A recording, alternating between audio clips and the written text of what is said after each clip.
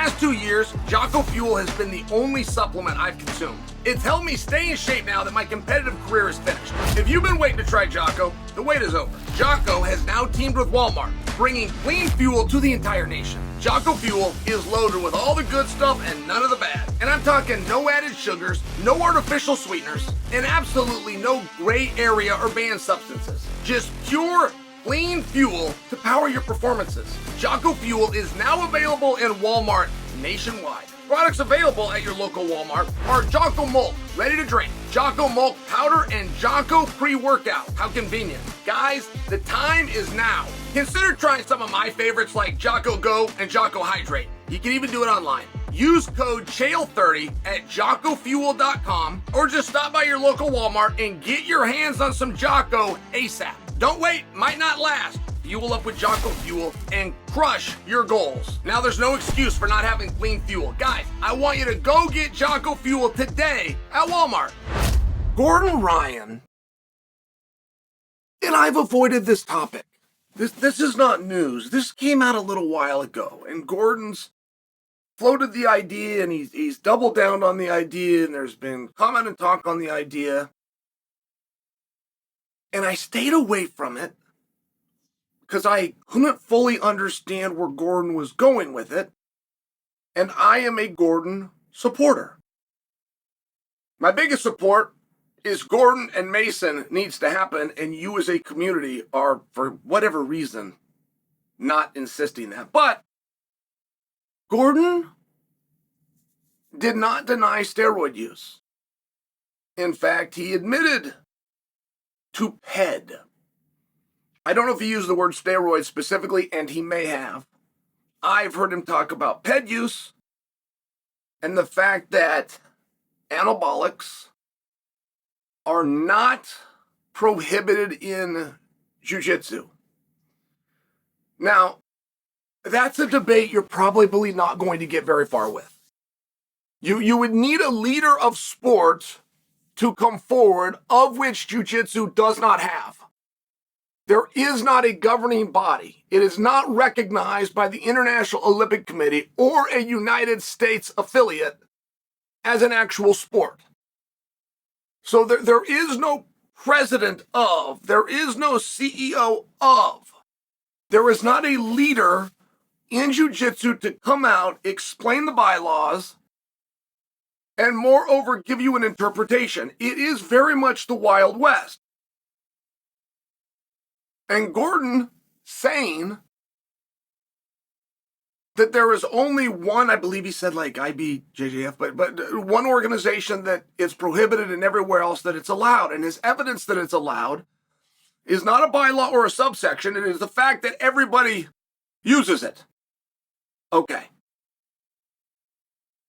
He's not completely, that's an interesting wordplay. That's not going to hold up. But there is a pass given to Gordon, even in appreciation, because he is very much right. He is very much right in that using PEDs does not give him an advantage. It levels a playing field. That mentality has never worked anywhere, but it doesn't make him wrong. Do you see where it gets interesting? Do you see where everybody kind of just stayed back from this one? And I thought his candor, I appreciated it, for one. Joe Rogan appreciated it, for one. Joe Rogan had his back very much for Gordon coming on the Joe Rogan show. He has no positive tests. He was not out getting in front of a story. He did not have a test where the A sample came in and they were retesting the B and he got one of these phone calls and he was offering for you that within this sport and with the guys that I am taking on, and to remain the best, he said, as a matter of fact, he would give 20 years of his life. If his life expectancy was to be shortened by 20 years, but to be the GOAT while he was here. And that is a very common mentality with top-level athletes. And again, I chalked it up to Gordon being candid. Now, I thought the bigger story was that you have the GOAT of grappling embracing power. Because that is very much not part of the community. And it's also false. The community is wrong. Strength matters. Horsepower matters. How big a horse are you? There's a reason that every year the Kentucky Derby is won by a horse. It does matter. And grappling, for the most part, has not embraced that. I don't know why. I couldn't tell you the history of it.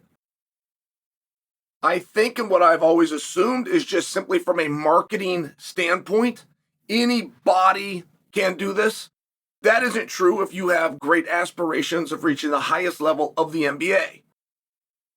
You're going to have DNA and height requirements right out of the gate, or a coach is going to dismiss you. Meanwhile, in jiu-jitsu, when you're trying to build a brand and you're signing up gyms, to convince the world that anybody can do this is very effective. I will just tell you, I lived through that in wrestling. And when I started my wrestling career, I was told those same things. I believed them to be true. I was told them for a number of years. And then I met a coach named Dave Sanville, who goes into the Hall of Fame, was my coach, and told me strength matters.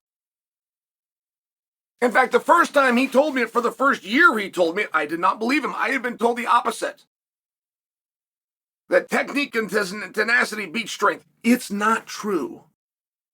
Strength is a wildly helpful thing that the sport of wrestling does now embrace.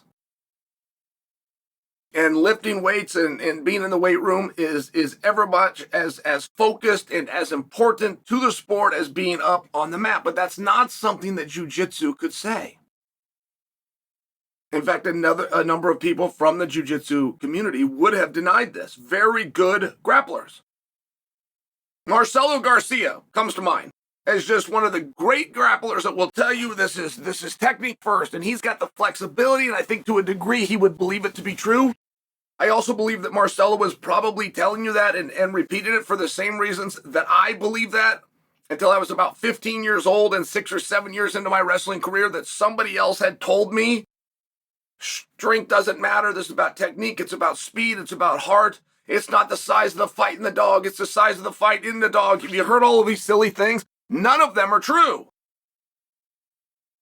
If you took possibly the world's greatest technician in jiu-jitsu and you put him with a strong man, a guy that goes up and he lifts a boulder over his head, the world's greatest jiu-jitsu guy is going to ultimately win, but not in the streets.